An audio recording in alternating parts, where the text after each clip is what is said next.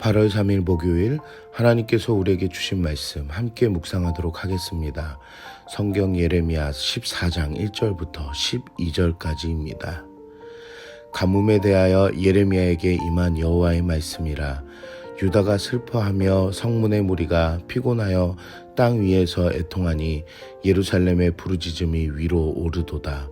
귀인들은 자기 사환을 보내어 물을 얻으려 하였으나 그들이 우물에 갔어도 물을 얻지 못하여 빈 그릇으로 돌아오니 부끄럽고 근심하여 그들의 머리를 가리며 땅에 비가 없어 지면에 갈라지니 밭가는 자가 부끄러워서 그의 머리를 가리는도다.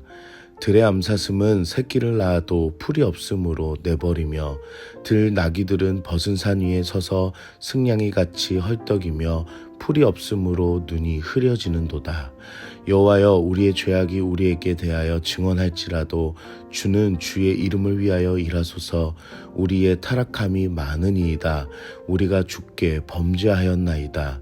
이스라엘의 소망이시오 고난당한 때의 구원자시며 어찌하여 이 땅에서 거류하는 자같이 하룻밤을 유숙하는 나그네같이 하시나이까.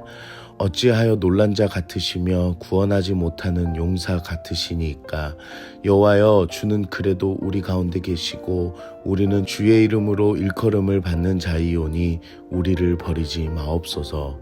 여호와께서 이 백성에 대하여 이와 같이 말씀하시되 그들이 어그러진 길을 사랑하여 그들의 발을 멈추지 아니하므로 여호와께서 그들을 받지 아니하고 이제 그들의 죄를 기억하시고 그 죄를 벌하시리라 하시고, 여호와께서 또 내게 이르시되 너는 이 백성을 위하여 복을 구하지 말라. 그들이 금식할지라도 내가 그 부르짖음을 듣지 아니하겠고 번제와 소제를 드릴지라도 내가 그것을 받지 아닐 뿐만 아니라 칼과 기근과 전염병으로 내가 그들을 멸하리라. 오늘 본문에서는 가뭄으로 인해 사람들과 짐승들이 겪는 고통으로 시작됩니다.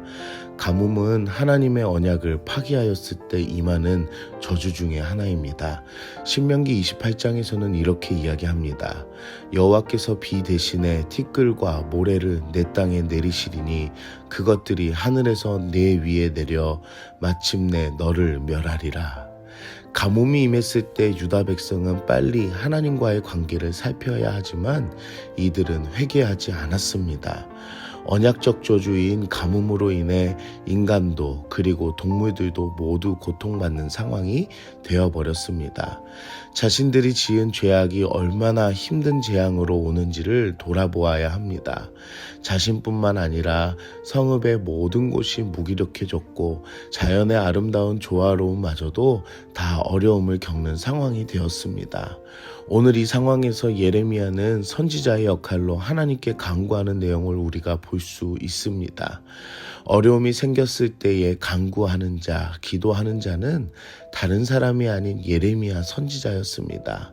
예레미야 선지자는 죄악 때문에 심판을 받는 것이 당연하지만 그것과 달리 주의 이름을 위해 일하시기를 간청하는 모습을 볼 수 있습니다. 하나님의 심판이 정당한 것은 알고 있지만 하나님의 성품을 예레미야는 알고 있고 긍휼하신 하나님의 성품과 사랑의 하나님을 붙들며 간절히 기도합니다. 사랑하는 성도 여러분, 세상과 하나님 사이에 살고 있는 하나님의 자녀가 하는 것은 기도입니다. 세상의 복과 자신의 욕심만을 구하는 기도가 아니라 오늘 예레미야의 태도를 보며 기도가 필요할 때에 간절히 하나님을 찾는 그 한 사람이 필요합니다. 요즘 참 어려운 시기를 겪으며 살아갑니다. 지금이야말로 예레미야처럼 하나님을 찾는 간절한 기도가 필요하지 않나 생각해 봅니다. 유다 백성에 대해 하나님의 결정이 10절에 나옵니다. 먼저 재앙을 받는 것은 이들이 저지른 죄악에 대한 당연한 결과임을 말씀하십니다. 그들은 어그러진 길, 우상을 사랑했고 많은 선지자들이 그들의 잘못을 알려주었지만 그들은 멈추지 않았음을 보시고 기억하시고 벌하셨다고 하나님께서 말씀하십니다. 어떻게 보면 심판하실 수밖에 없음을 말씀하고 계십니다.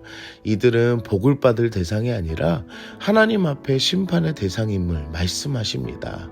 하나님을 찾고 만나는 모든 종교적 행위들인 금식이나 제사도 하나님이 거부하실 것을 말씀하십니다. 이유는 하나입니다.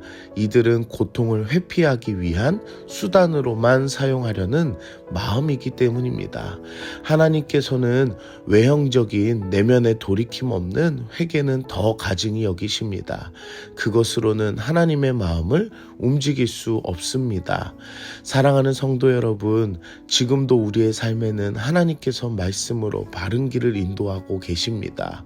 당시에 많은 선지자들이 이스라엘 백성들에게 하나님의 말씀을 외쳤지만 이들은 듣지 않고 죄악을 멈추지 않은 결과가 심판받을 수밖에 없는 이들이 되었던 것처럼 우리는 점점 심판받을 수밖에 없는 세상에 살아간다는 것을 인지하시고 어떻게 살아가야 하는가를 고민하며 그 말씀을 들어야 합니다. 우리 삶의 말씀으로 계속 알려주시는 것은 더러운 죄악에서 돌이키고 참된 회개를 하라는 하나님의 말씀으로 알고 살아가는 우리가 되며 외형적인 모습이 아니라 전심으로 우리의 내면이 회개하며 기도하며 하나님을 다시 찾는 우리가 되길 기도합니다. 오늘 우리는 무엇을 적용할까요? 우리의 마음속 신앙을 다시 점검합시다. 하나님께서는 이들의 형식적인 마음, 외형적인 마음도 다 알고 계셨습니다. 그러므로 이들의 외형적인 가짜 회개를 거부하셨습니다. 심판을 모면하기 위한 수단적인 마음의 자세는 잘못된 신앙임을 보여주고 있습니다.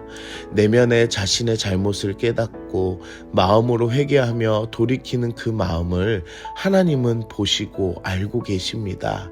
우리의 마음속 신앙을 다시 점검합시다. 함께 기도하겠습니다. 사랑의 하나님, 오늘도 말씀으로 은혜 주시니 감사합니다. 이 세상 가운데에 예레미야처럼 기도할 수 있는 마음을 주시니 감사합니다. 세상이 점점 흉흉해지며 하나님을 떠나는 시대가 되었습니다. 어그러진 길로 가는 헛된 마음을 용서하여 주시옵소서. 하나님 앞에 진정으로 회개하며 돌이키는 참된 회개의 역사가 있게 하여 주시옵소서. 오늘도 우리에게 주신 말씀을 기억하며 세상을 향해 하나님의 뜻 가운데 따르는 나의 신앙이 되게 하여 주시옵소서. 예수님의 이름으로 기도드립니다. 아멘.